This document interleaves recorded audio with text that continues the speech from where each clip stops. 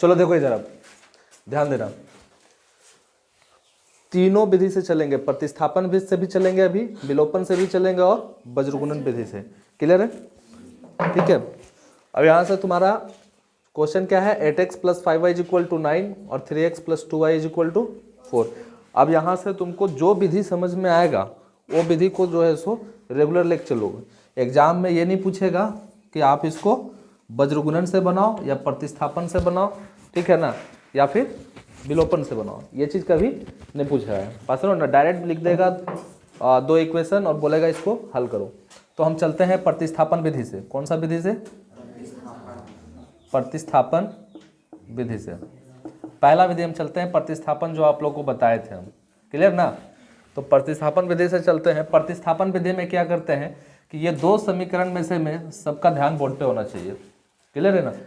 ये 2 समीकरण में से में किसी एक समीकरण में जो है सो हम एक समीकरण को लेते हैं, कोई भी एक समीकरण को, और उससे x और y दोनों में से हम किसी एक को एलिमिनेट करते हैं, ठीक है ना, उसको अलग करते हैं, है ना, कांस्टेंट टर्म से अलग कर देते हैं। जैसे हम लेते हैं 8x + 5y = कितना लिए? 9। x को फ्री करना है, x को क्या करना है सर? फ्री करना है। तो ये प्लस में है, उठ के उधर जाएगा तो माइनस में। 8x = 9 - 5y। क्लियर है? तो x अभी फ्री है क्या? नहीं है। इसके साथ कांस्टेंट टर्म कौन है? 8, ठीक है ना। ये गुना में है, उधर जाके क्या हो जाएगा? भागा में। This implies x = 9 - 5y/8। Clear है? तीनों विधि को एक साथ हम दे रहे हैं आपको। क्लियर है ना? इक्वेशन नंबर फर्स्ट, सेकेंड, इसको थर्ड करेंगे। क्या करेंगे? थर्ड। अब क्या करते हैं, पहला इक्वेशन का कहानी खत्म हो गया प्रतिस्थापन विधि में, ठीक है ना। तीसरा इक्वेशन को कहाँ बैठाएंगे हम? दूसरा इक्वेशन। रूल यही था, ठीक है ना। समीकरण 3 का मान समीकरण 2 में रखने पर, ध्यान दो इधर, समीकरण 2 में रखने पर। क्लियर है? अब रखते हैं समीकरण 2 में। तो समीकरण 2 में क्या रखेंगे? x का वैल्यू रखेंगे। x का वैल्यू क्या है मेरे पास? 9 - 5y/8। इधर सुमित, इधर देखो, ठीक है ना। तो हम रखेंगे रखने पर, तो समीकरण 2 को हम पहले लिख लेते हैं। 3x + 2y = 4। x का वैल्यू कितना है मेरे पास? 9 - 5y/8। बैठा देंगे यहाँ पे 9 - 5y/8 + 2y = 4। इसके नीचे 1 छिपा हुआ है सर। 8 और 1 का एलसीएम लेंगे तो कितना हो जाएगा? 8 हो जाएगा। क्लियर है? किसी को डाउट है? नहीं। अब जब हम डिवाइड करेंगे 1 टाइम में जाएगा, 1 से इसको मल्टीप्लाई करेंगे तो 3 × 9 - 5y, वही चीज़ आएगा, प्लस फिर इसको डिवाइड करेंगे तो 8 टाइम में जाएगा, तो 8 को 2 से मल्टीप्लाई कर देंगे तो कितना हो जाएगा? 16y = 4। ठीक है। अब इसको तोड़ो, 9 तो कितना हो जाएगा? 27 माइनस 5y और प्लस 3 × 5 = 15। हाँ वेरी गुड, है ना। 9 × 27 माइनस 3 × 5 = 15y और plus 16y/8 = 4। This implies minus plus क्या हो जाएगा? माइनस, प्लस का साइन बड़ा है तो प्लस का साइन रहेगा, ये हो जाएगा 27, है ना, प्लस y/8 = 4। नीचे 1 छिपा हुआ है इसका, बाई क्रॉस मल्टीप्लीकेशन, ठीक है ना। 27 + y को 1 से मल्टीप्लाई कर दो तो यही चीज़ आएगा, और 8 4 जा 8 चौक कितना हो जाएगा? 32। ये प्लस में उठ के उधर जाएगा तो y = 32 माइनस 27 कितना हो जाएगा? 12 में 7 गया तो 5। तो तुम्हारा y का जो वैल्यू निकल गया वो कितना निकल गया? किसी को दिक्कत? अब y का वैल्यू कहाँ बैठाएंगे हम? अब यहाँ जो समीकरण जो 2 था उसका भी कहानी यहाँ तक फाइनल हो जाता है, बात समझ रहे हो ना, और वहाँ से y का वैल्यू निकल जाता है। क्लियर है? ठीक है ना। y का वैल्यू बैठा देंगे हम समीकरण 3 में, ठीक है। इजिली जो है सो x का वैल्यू निकल जाएगा। y का मान समीकरण 3 में रखने पर, ध्यान दो इधर, तो समीकरण 3 में जब रखेंगे हम तो x = कितना हो जाएगा? 9 - 5y/8। अब y का वैल्यू बैठा देंगे कितना? 5। y का वैल्यू कितना आया है? 5। बैठा दो इसको। This implies x = 9 - 5 × 5/8। 5 × 5 = by 8। X is equal two plus minus minus 15 में 9 गया 6 बचेगा और बचा यहाँ पे 1 माइनस 16 हो जाएगा और बाई 8 8 दूना x is equal to -2। Answer यही था, ठीक है ना। That is x is equal to -2 and y is equal to 5। ये आपका निकल गया किससे? प्रतिस्थापन विधि से। दूसरा क्या है? अब क्या है? विलोपन विधि। क्या चलेंगे? तीनों विधि से निकालेंगे और तीनों से आंसर यही आना चाहिए। क्लियर है? ठीक है ना। विलोपन विधि चलते हैं। विलोपन विधि क्लियर है। और जब विलोपन विधि से हम चलेंगे तो विलोपन विधि से चलो। अब यहाँ पे दोनों समीकरण को लिखो फिर से।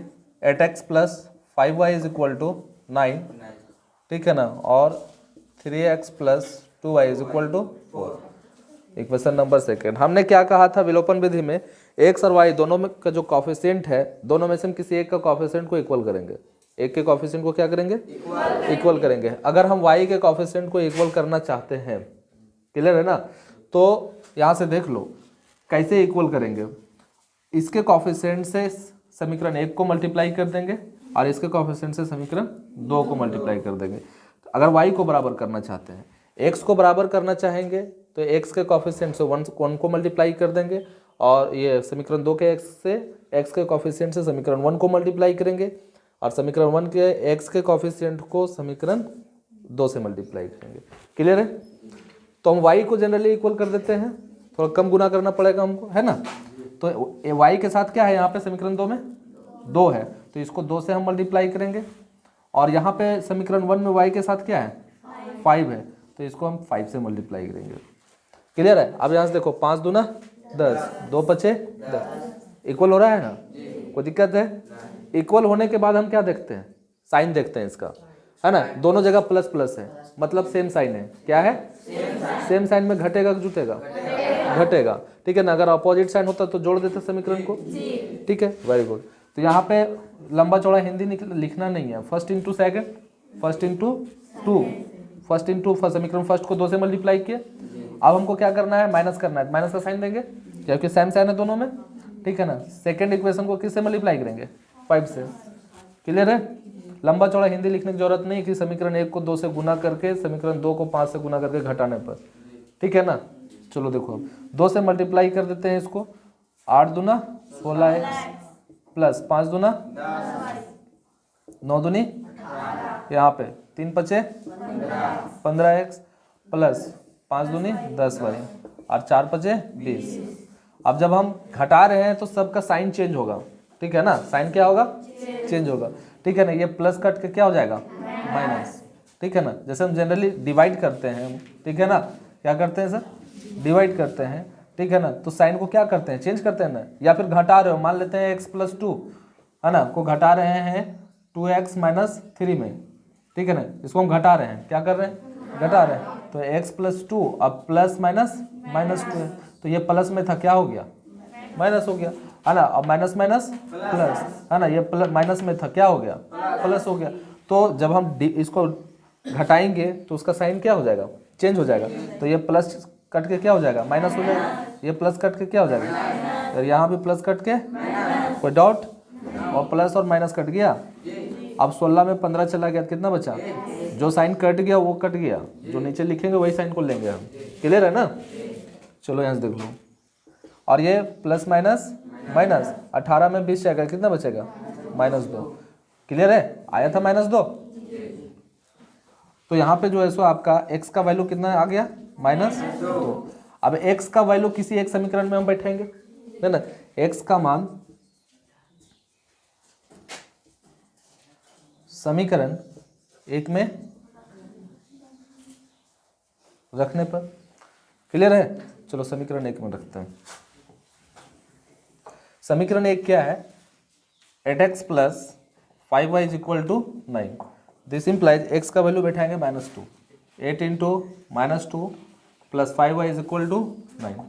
8 दूना 16, -16 हो जाएगा और प्लस 5y बराबर 9। ये माइनस उठ के उधर जाएगा तो प्लस 5y बराबर 9 प्लस 16। 5y 16 9 कितना हो जाएगा 25, 5 5 25। This implies y is equal to कितना निकल गया 5। कोई डाउट है सर? किसी को कोई प्रॉब्लम नहीं? तो मेरे पास x का वैल्यू फिर से है ना, that is x is equal to -2 and y is equal to 5। समझ में आ गया? ये था विलोपन। क्वेश्चन में एक और है वज्रगुणन विधि। क्या है? वज्र। तीनों विधि को एक साथ हम दे रहे हैं, बात समझ रहे हो ना? और तीनों विधि को जो है सो बार बार रिपीट करके तुम लोग देखना इस चीज को, बात समझ रहे हो ना, ताकि भूलो नहीं। जो विधि तुमको सफिशिएंट लगे, जो तुमको लगे कि इस विधि से हम बढ़िया से बना सकते हैं, बात समझ रहे हो ना, वो विधि को बनाना है। क्लियर है? ध्यान दो। लास्ट विधि है तुम्हारा वज्रगुणन विधि। वज्रगुणन विधि क्लियर है? कोई दिक्कत है? नहीं। तो वज्रगुणन विधि में हम चलते हैं। क्या है वज्रगुणन विधि? तो वज्रगुणन विधि में जो है सो आपको हम फार्मूला बना करके दिखाए थे। दो जनरल इक्वेशन था कि नहीं था? और उसे हम फार्मूला बनाए थे, यही ना था जी? है? हम इसको उसी प्रोसेस से बनाते हैं। देखो प्रोसेस बड़ी आसान है, फार्मूला अगर याद नहीं रहा तो प्रोसेस से बना दोगे। क्लियर है? हम बताए थे कि ये आपके बुक में दिया हुआ है कि ये जब इक्वेशन का जो कांस्टेंट टर्म है ये उठ करके इधर आएगा, ये उठ करके इधर आएगा, तब फार्मूला बनाया था, यही ना? हमने सब जितना भी विधि बताया है उसमें क्या है, कांस्टेंट टर्म इक्वेशन के राइट साइड जाता है, इक्वल टू के राइट साइड जो कांस्टेंट जो सी टर्म होता है। ये इक्वेशन किस टाइप का है? ये इक्वेशन आपका a1x plus b1y is equal to इस टाइप का है। बुक में जो फार्मूला बताया था है ना, उसको बताया था plus c1 is equal to 0। c1 को लेफ्ट साइड में रखा था, यहाँ पे हम c1 को क्या कर रहे हैं, राइट साइड में। जब तीनों को, ये दोनों को जिस टाइप से बताएं उसी टाइप से इसको रख करके बताएंगे। क्लियर है? चलो ध्यान दो इधर। तो हम बाय प्रोसेस चलते हैं, ठीक है ना? उसके बाद आप कहोगे तो फार्मूला भी यूज कर देंगे, है ना? तो पहला इक्वेशन क्या है, 8x plus 5y is equal to 9, और ये क्या है 3x plus 2y is equal to 4। हमको x लेकर के चलना है, इसी टाइप से फार्मूला भी निकलता है। क्लियर है ना? x लेकर के चलेंगे, x लिए। ध्यान दो, बहुत ही आसान तरीका है, फार्मूला भूल जाओगे विधि नहीं भूलोगे, ठीक है ना? एकदम कॉन्सेप्ट को दिमाग में रखना। x को हम ले लिए, ठीक है ना? x को ले लिए, जिसको लेंगे उसको हम क्या करेंगे, यही बताए थे प्रोसेस में। जब इसको हम ढक देंगे तो यहाँ से क्रॉस कर देंगे, 5 चौका 20, यानी से प्लस आएगा, इधर से क्या जाएगा माइनस, 2 नवा बोलो 18। कोई दिक्कत है? x का कहानी खत्म, x का कहानी खत्म। y पे चलते हैं, ठीक है ना? अब x के बाद y पे, तो y पे आ गए, इसको ढक देंगे और यहाँ से चलेंगे। यहाँ से लिए थे तो यहाँ से चले, अब इसको ढकेंगे तो यहाँ से चलेंगे, तो 9 तिया ये गोल हो गया, बात समझ रहे हो ना? गोल हो गया, इसको लिए इसको गोल कर दिए। क्लियर है? अब यहाँ से चलेंगे, 9 तिया 27, है ना? और इधर से माइनस जाएगा, 4 चौक 8 चौक 32, 8 चौक 32। कोई डाउट है? बोलो जल्दी। नहीं। अब लास्ट क्या बच रहा है आपका, कांस्टेंट टर्म। जब कांस्टेंट टर्म इक्वल टू के उस साइड हो तो -1, अगर इस साइड होता तो +1, उस साइड है तो माइनस, बस सिर्फ प्लस और माइनस का डिफरेंट था, यही ना? ये एक कांस्टेंट टर्म इक्वल टू के राइट साइड शिफ्ट है, तो उठ करके इधर आया, ठीक है ना? तो क्या हो गया, अगर उठ करके इधर आएगा तो यहाँ पे क्या होगा +1, ठीक है ना? ये राइट साइड में शिफ्ट है तो -1 चलेगा। क्लियर है? -1/। अब इसको हम गोल करेंगे, इसको ढक देंगे। क्लियर है? इसको ढके यहाँ से आया, इसको ढके यहाँ से आया, फिर इसको ढक देंगे तो यहाँ से पहुंचेगा लास्ट टाइम से, 8 दूना 16, और इधर से माइनस 3 5 15। दिस इंप्लाइज x/20 में 18 गया, कितना बचा 2, y plus minus minus minus का साइन बड़ा है, 32 में 27 चला गया, -5, -1/16 में 15 गया, तीनों क्या हो गया, इक्वल हो गया। तीनों क्या हो गया, इक्वल हो गया। और जब तीनों इक्वल हो गया तब क्या होगा, x/2 ये इसके इक्वल हो जाएगा, अगर तीनों इक्वल है तो ये इसके इक्वल करेंगे, फिर ये इसको इसके इक्वल करेंगे, ठीक है ना?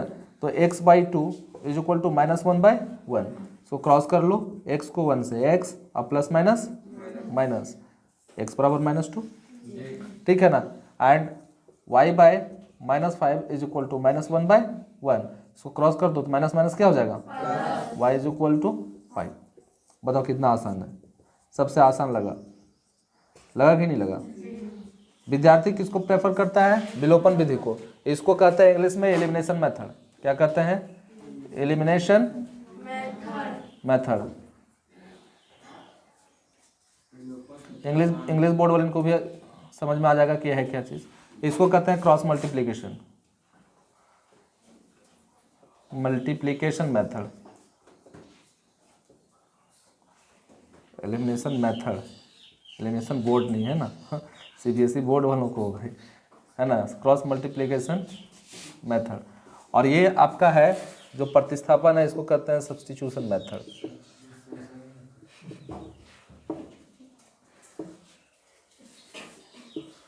ध्यान देना इधर।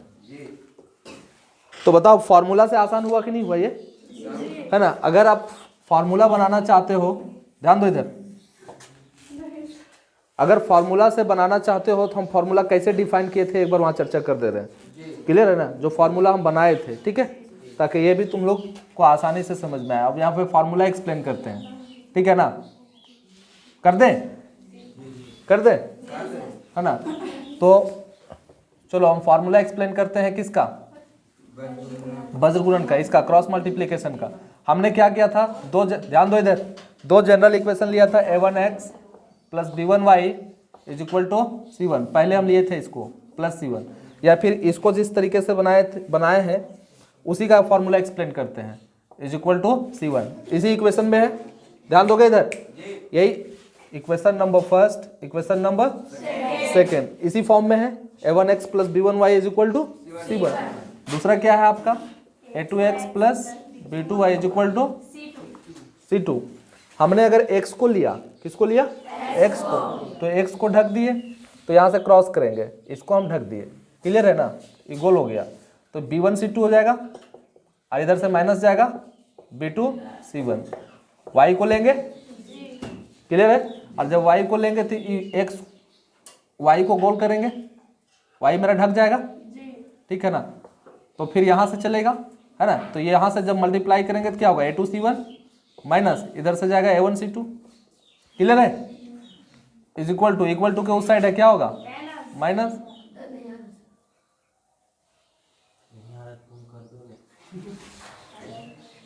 -1 आ गया। ध्यान देना इधर, क्या आया? -1। ध्यान दो बोर्ड पे, -1 जैसे लेंगे तो अब यहां से देखो, -1 लेंगे तो ये ढक जाएगा, और जब ये ढकेगा तो यहां से क्रॉस करो, ठीक है ना? तो क्या हो जाएगा? a1 b2, क्या हो जाएगा? a1 b2, ठीक है? और उसके बाद इधर से जाएगा तो -a2 b1। फिर से समझो जी, अगर तुम जो फार्मूला से बनाना चाहते हो, यहाँ पे फार्मूला बन जा रहा है। x को लिए इसको ढके, b1 c2, इधर से b2 c1। y को लेंगे तो y को ढक देंगे, फिर यहाँ से चलेगा तुम्हारा a2 c1, और इधर से जाएगा तो -a1 c2। क्लियर है? फिर इसको ढकेंगे तो यहाँ से आ जाएगा a1 b2, और इधर से -a2 b1। ये इसके इक्वल होगा, ये फिर इसके इक्वल होगा। कोई डाउट है? नहीं। दिस इंप्लाइज, बराबर करो x by b1 c2 minus b2 c1 is equal to -1 by a1 b2 minus a2 b1। यहाँ से क्रॉस मल्टीप्लाई कर दो बच्चे, तो x into a1 b2 minus a2 b1 is equal to -1, ठीक है ना? b1 c2 minus b2 c1। Clear है? ठीक है? ध्यान दो इधर, this implies x a1 b2 minus a2 b1 is equal to, इसको गुणा करो, प्लस माइनस b1 c2 और minus minus plus b2 c1। ध्यान दो यहाँ पे, ठीक है? This implies x a1 b2 minus a2 b1, इसको जो है इसको क्या लिख सकते हैं हम? b2 c1 minus b1 c2। अब ये गुना उधर जाके x इज इक्वल टू हो जाएगा b2 c1 minus b1 c2 bye a1 b2 minus a2 b1। ये x का फार्मूला हो गया, आप इस पे बैठाओगे, ठीक है ना? ये वैल्यू निकल जाएगा। क्लियर है? अब y के लिए चलेंगे हम, तो y के लिए ये इसके बराबर हो जाएगा, तो ये हो जाएगा y by A2C1 minus A1C2 is equal to -1 by A1B2 minus A2B1। Clear है बच्चे? इसको क्रॉस कर लो तो y A1B2 minus A2B1 is equal to -1 A2C1 minus A1C2। Multiply कर देंगे तो y A1B2 माइनस A2B1, ये माइनस हो जाएगा और ये प्लस हो जाएगा, तो माइनस माइनस प्लस, पहले प्लस वाला लिख लेते हैं A1C2 और प्लस माइनस माइनस A2C1। ये गुना में है, उधर जाके भाग में हो जाएगा, तो y is equal to A1C2 minus A2C1 by A1B2 minus A2B1। अब बताओ इतना फॉर्मूला याद रखना पॉसिबल है? ठीक है ना? अगर बैठा करके निकालना चाहते हो तो ये फॉर्मूला में बैठा करके इसको A1B1C1 इसको A2B2C2 करके फिर यहाँ पे x का वैल्यू जो है सो x का जो फार्मूला दिए हैं उस x के फार्मूले में बैठा करके ला सकते हो, फिर y के फार्मूले में बैठा करके वहाँ से कैलकुलेट कर सकते हो। नहीं तो बस इस प्रोसेस को याद रखो, यही तुम्हारा क्रॉस मल्टीप्लिकेशन मेथड है, यही बज्रगुण विधि है। क्लियर है? कौन सा विधि तुम लोग को अच्छा लगा? विलोपन विधि लगा ना? किसी किसी को प्रतिस्थापन लगा ना? अपना अपना पसंद। क्लियर है?